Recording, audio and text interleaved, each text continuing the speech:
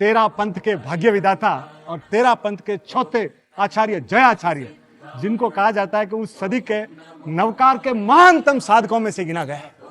तो वो साधक, और उन्होंने एक बार नवकार का जो दूसरा रूप है अस्या उषा, उसकी साधना करने के लिए उन्होंने संकल्प लिया। और होता यह है कि उनको 1.25 लाख जाप करने थे, क्योंकि लाख जाप करते हैं तो जिसमें हवन होता है, और जो हवन नहीं करते उनको चतुर्थ यानी 25% जाप ज्यादा करने पड़ते हैं। तो जयाचार्य जी ने 1.25 लाख जाप किए। और आपकी जानकारी के लिए बता दूं, 2 देवियां हैं, शासन देवियां, देवी दवदंती और महादेवी जयवंती। ये दोनों महादेवियां और दोनों इंद्राणियां इन अस्या उषा की अधिष्ठायक देवियां हैं। तो गुरुदेव बाजोली में विराजमान थे, और इनकी पूरी ये बात है विक्रम संवत 1900 की, और माघ सुदी सातम का दिन, जाड़े की रात, और उस रात चांदनी रात में गुरुदेव के जबरदस्त जाप चल रहे हैं। और जो 1.25 लाख जाप खोने को हुए, और इतने में आवाज आती है मथेण वंदा में। तो गुरुदेव देखते रहे कि बोले कौन है। इतने में आता है कि वंदी जामनी जाए निस्सी आए मथेण वंदा में। तो बोले आप कौन हो?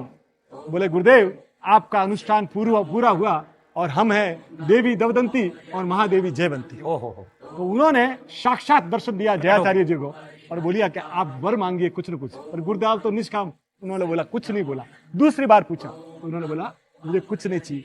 और तब तीसरी बार उन्होंने बोला, वो देवियों ने बोला कि जब भी शासन को जरूरत पड़ेगी हम आएंगे, और बिना कहे हम आएंगे आपके लिए, और वो शासन की सेवा करेंगे। और इस बात को मिलिंद मोरा की ढाल में गुरुदेव जयाचार्य जी ने बहुत अनोखे ढंग से बोला। ऐसे थे हमारे महान जयाचार्य। जय हो जय हो। और आगे चलिए साहब, पहुंचते हैं सरदार शहर। आचार्य श्री तुलसी विराजमान है, और उनके दर्शन करने के लिए दिल्ली से महानगर परिषद के एक पार्षद थे श्यामा शरण जी गुप्त, वो अपनी पत्नी के साथ वहां आते हैं। उनके साथ वर्मा जी भी थे और बहुत लोग थे।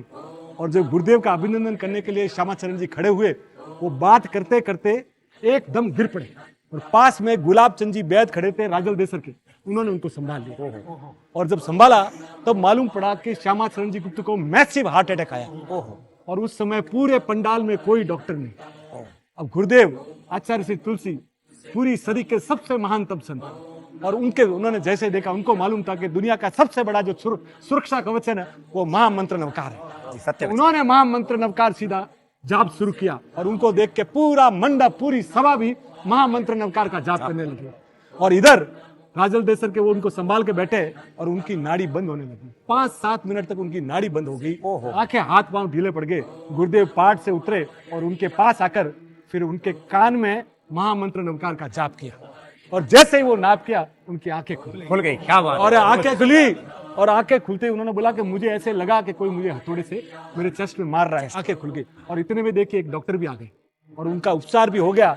और बाद में वो ठीक होने के बाद दिल्ली नहीं गए, 3 दिन तक सरदार शहर में गुरुदेव की भक्ति करते रहे। उनका एक ही कहना था कि ये महामंत्र नवकार और ये आचार्य तुलसी की भक्ति है ना, मुझे बचा लेगी। तो साहब नवकार करे भवपार। तेरा पंथरो शंकर दाता, श्रमण संगरो सक्षम त्राता। तेरा पंथरो भाग्य विदाता, श्रमण संगरो सक्षम त्राता। लाखों आखड़ ल्यारो तारो हार हिएरो लागे। ए माने सिरियारी रो संत प्यारो प्यारो लागे। ए माने सिरियारी रो संत प्यारो प्यारो लागे। ओम अरहम ओम अरहम। नवकार करे भवपाल। ओम अरहम। Thank you sir, thank you. जय जिनेंद्र।